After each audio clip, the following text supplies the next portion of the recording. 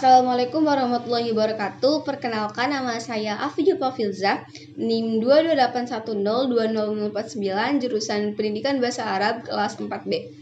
Pada video kali ini saya akan menjelaskan materi tentang model pembelajaran. Nah, model pembelajaran di sini tuh ada 3 model. Yang pertama itu model pembelajaran berbasis masalah atau PBL, dan yang kedua itu model pembelajaran berbasis proyek atau PJBL, dan yang terakhir itu model pembelajaran berdiferensiasi. Yang pertama, model pembelajaran masalah. Model ini adalah pembelajaran yang mengutamakan seberapa aktif peserta didik dalam selalu berpikir kritis dan selalu terampil ketika dihadapkan pada penyelesaian suatu permasalahan.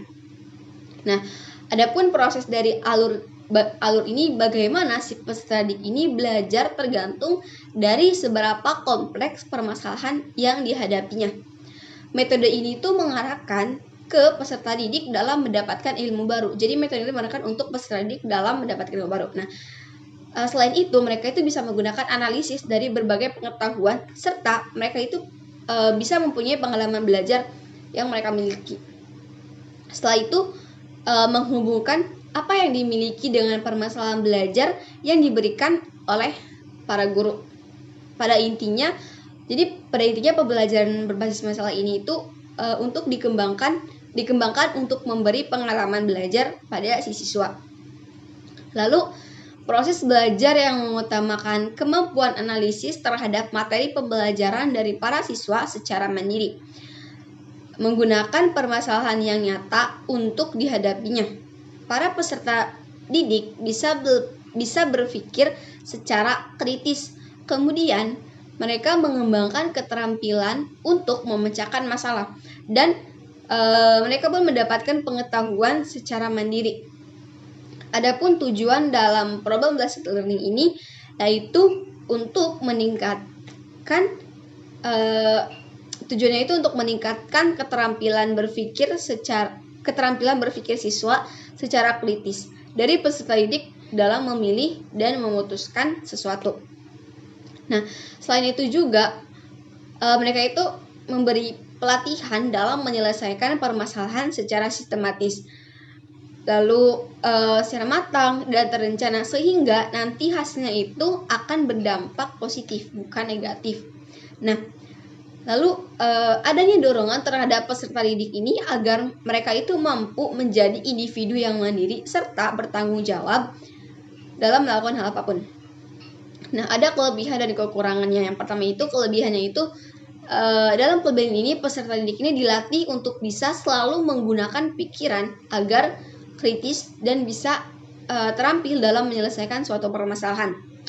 Lalu kekurangannya, di kekurangannya ini meskipun merupakan metode pembelajaran diandalkan, tapi tidak semua materi pembelajaran ini dapat menerapkan sistem. Nah, memiliki waktu yang dibutuhkan dalam menyelesaikan materi pembelajaran tergolong cukup lama dan gak sebentar. Untuk kedua itu problem versus project. Nah, pembelajaran ini adalah salah satu hal yang sangat penting dalam dunia pendidikan.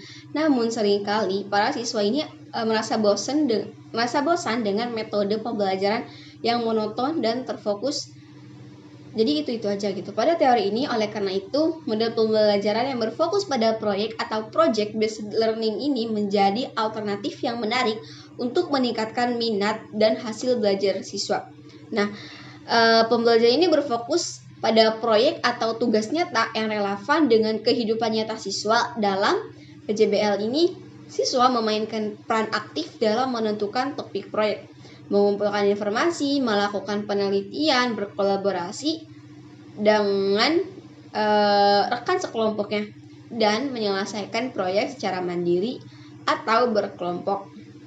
Dalam metode ini, siswa itu didorong untuk mengembangkan keterampilan berpikir secara kreativitas dan kolaborasi, serta belajar dengan cara yang lebih bermakna dan mendalam.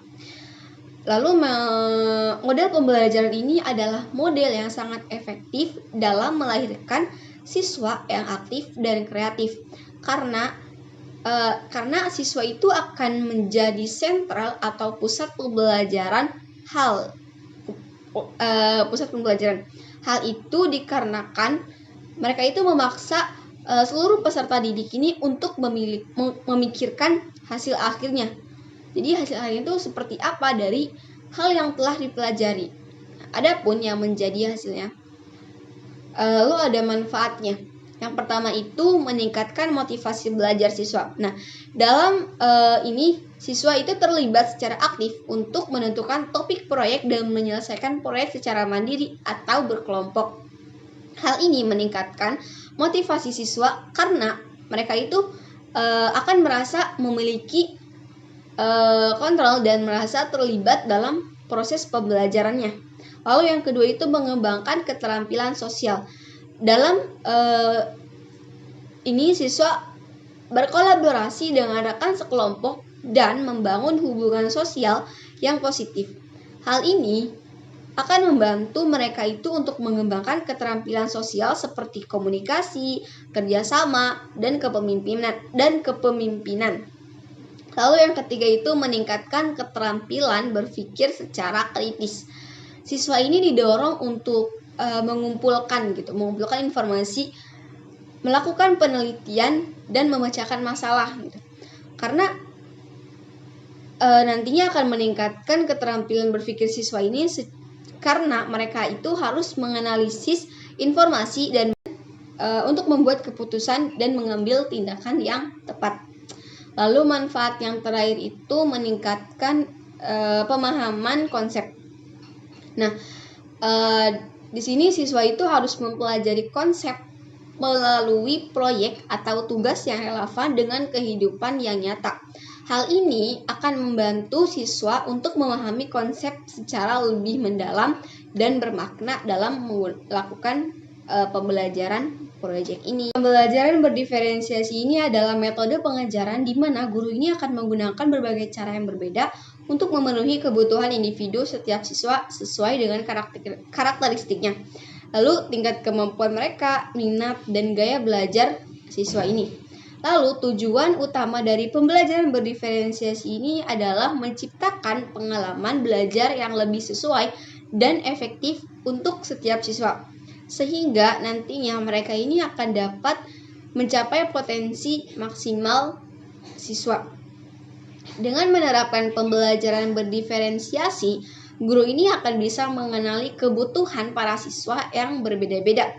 Kemudian, selain itu bisa merancang metode ajar yang paling efektif bagi mereka.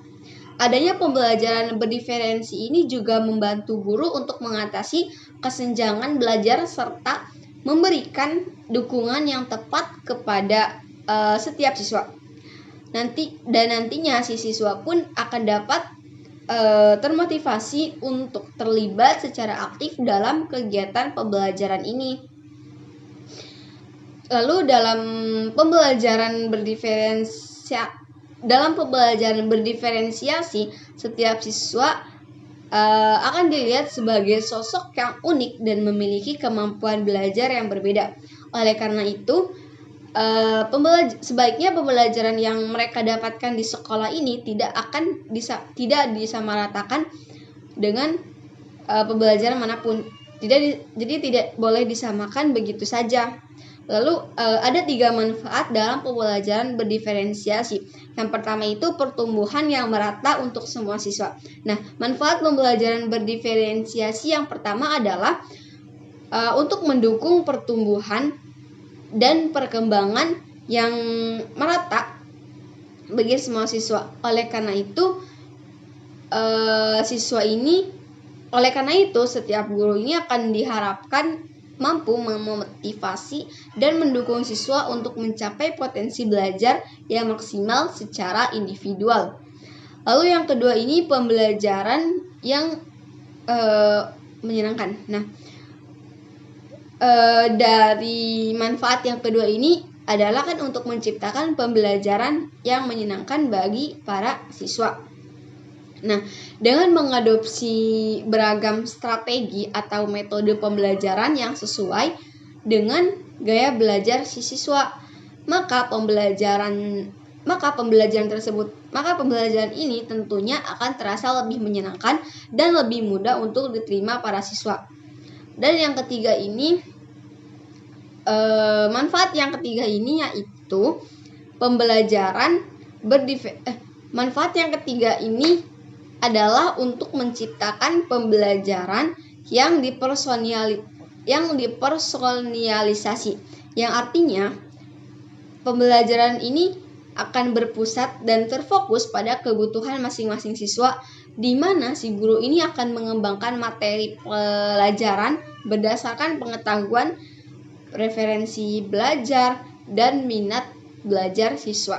Ada pun langkah-langkah penerapan pembelajaran berdiferensiasi. Nah, sebelum menerapkan pembelajaran berdiferensiasi, guru ini perlu memiliki pemahaman yang mendalam mengenai kebutuhan belajar siswa di sekolahnya, dengan melakukan pemetaan berdasarkan 3 aspek, yaitu kemauan belajar, minat belajar, dan profil belajar siswa.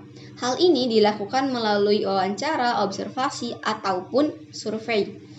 Kemudian, guru bisa mengembangkan desain dan strategi pembelajaran yang berbeda, serta mencari sumber daya tambahan yang sesuai dengan hasil survei kebutuhan siswa. Dalam melakukan hal ini, guru itu bisa berkolaborasi dengan guru lainnya, ataupun bisa juga dengan kepala sekolah maupun staf dan administrator sekolah. Nah, selanjutnya, guru ini bisa menawarkan pilihan strategi, materi, dan metode pembelajaran kepada siswa di kelas. Lalu yang terakhir ini, guru bisa melakukan evaluasi rutin mengenai penerapan pembelajaran berdiferensiasi yang telah dilakukan. Nah, guru juga bisa meminta feedback dari para siswa maupun orang tua siswa untuk mengenai strategi pembelajaran tersebut. Nah, itu adalah langkah-langkah penerapan mengenai pembelajaran berdiferensiasi. Perbedaan problem-based learning dan project-based learning secara umum, kedua model pembelajaran ini itu hampir sama, karena keduanya itu merupakan sistem pembelajaran yang sama-sama melibatkan keaktifan peserta didik.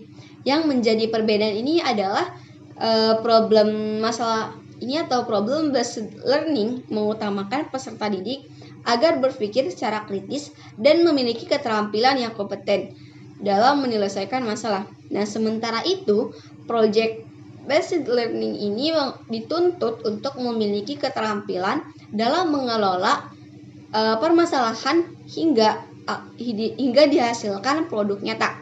Nah, problem-based learning merupakan sistem pembelajaran yang dapat mengasah keterampilan berpikir. Sementara project-based learning ini dimanfaatkan untuk meningkatkan hasil akademik peserta didik. Nah, itu adalah perbedaan antara mode pembelajaran masalah dan mode pembelajaran proyek. Karena itu hampir terkecoh, tapi itu ada perbedaannya. Mungkin cukup sekian video penjelasan dari saya. Kurang lebihnya mohon maaf. Wassalamualaikum warahmatullahi wabarakatuh.